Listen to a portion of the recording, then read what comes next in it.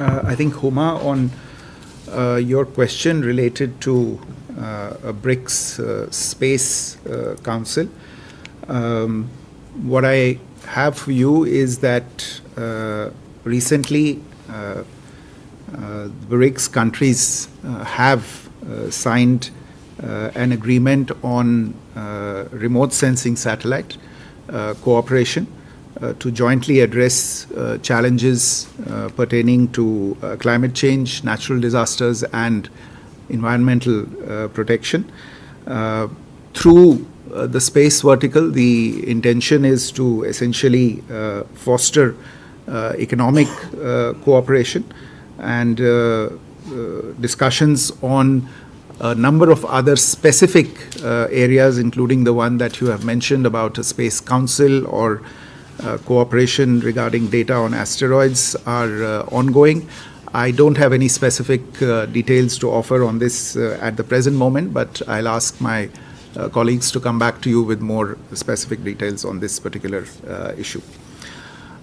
With regard to the question on the future of BRICS and in view of international developments and what the mission and the task of BRICS should be, I would say that, look at the context in which BRICS came together and how BRICS cooperation has been shaped along its three primary verticals, which is political and strategic cooperation, economic and commercial cooperation, and cultural and people-to-people cooperation. I think going ahead into the future, while each of these verticals becomes more and more populated, I think these will remain the main axes of action by BRICS, and we will continue to see, as far as India is concerned, our role in BRICS as an important voice in the growing debate around the world on multipolarity, on the need for global governance reform, whether it is reform of the institutions related to peace and security, such as the UN Security Council, or whether it is related to the reform of the international financial architecture, the IMF and other similar organizations, or indeed the trade architecture, such as the WTO. These would, to my mind, form the primary mission and task of BRICS, both the existing founding members who've been at it for several years and the new members who have joined now. As to whether there will be any historic decisions at the coming summit, I think I leave that to the deliberations of the leaders. I would not want to preempt such decisions.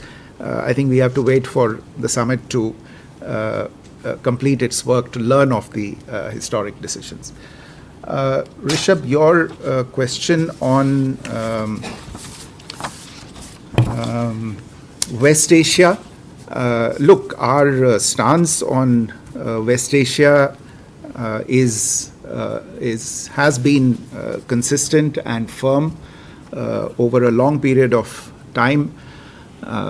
Insofar as developments over the last 1 year are concerned, we have unreservedly and explicitly condemned acts of terrorism. At the same time, as the conflict has grown and, in a sense, expanded, we have called for a ceasefire, a release of hostages. There is a particularly serious humanitarian situation which has developed, and we have accordingly called for a humanitarian corridor for access to humanitarian aid and the aid to be able to get to those who are most in need, as also for guarding against an expansion of the conflict that would pull in more and more actors and make the issue even more complicated to resolve. And for that, it is important to get back to dialogue and diplomacy, using whatever resources are available within the region and those of actors from beyond the region as well. Insofar as the issue of one of the most important issues in West Asia is concerned, which is the issue between Israel and Palestine. Again, on that, our position has been very, very clear. We support an independent state of Palestine living within well-recognized and secure borders at peace side by side with a sovereign state of Israel as its neighbor.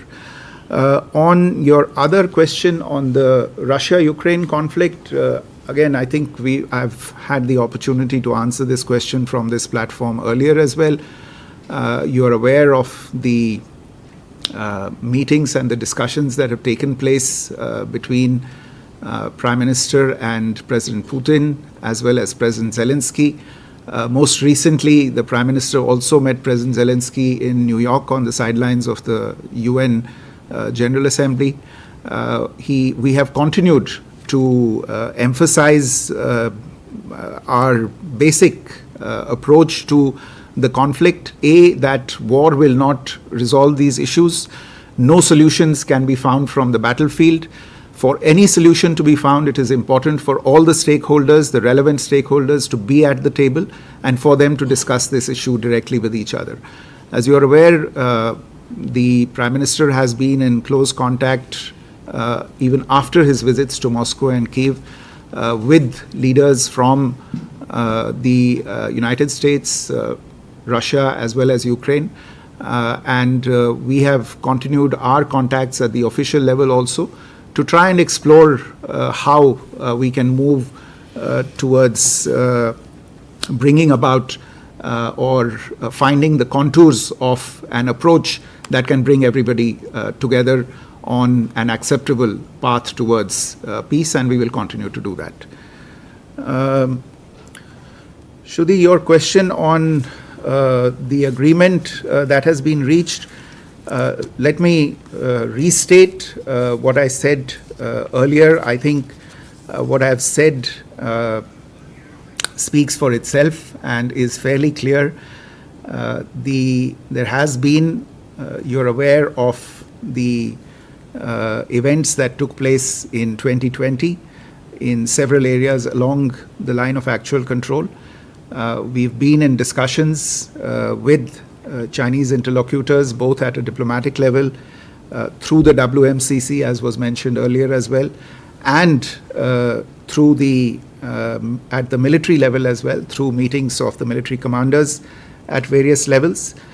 These discussions had in the past resulted in the resolution of standoffs at various locations. You're also aware that there were a few areas and few locations where the standoff had not been resolved. Now, as a result of the discussions that have taken place over the last several weeks, an agreement has been arrived at on patrolling arrangements along the line of actual control in the India-China border areas. And this is leading to disengagement and eventually a resolution of the issues that had arisen in these areas in 2020. You had another question on a BRICS currency.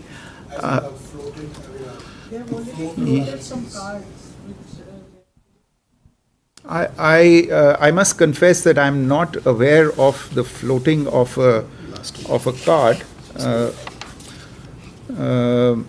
but I am aware that there have been discussions on payment systems, settlement systems and payment systems, and there has been a number of discussions between our financial authorities.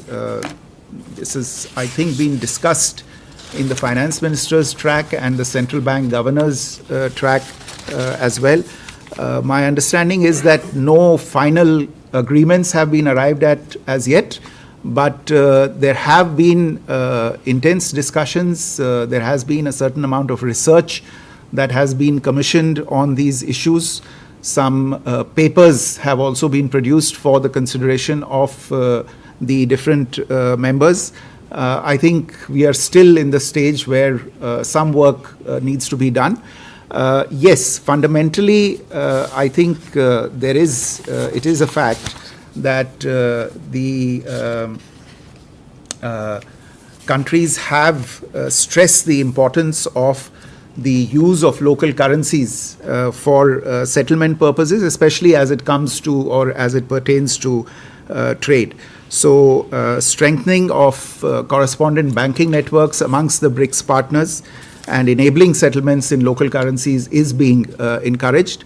In the first stage, there is emphasis on doing this on a bilateral basis, and once there is greater certainty and experience that is gained, to move on it on a multilateral basis as well. Questions? Yeah, I think I have. With that, we come to the close of this session. Thank you very much for your. Sorry, we can talk about those things. Yeah. What's the clarification? Sir, you spoke about patrolling resuming. Now, there were two friction points that existed before the Galwan problem. And these were cases where patrolling was blocked. So when you say that patrolling has resumed, can we assume that these two friction points, the problems there, because both sides were blocking the patrolling, the Chinese did that first, then India did it, those problems have been eliminated? So let me say it again.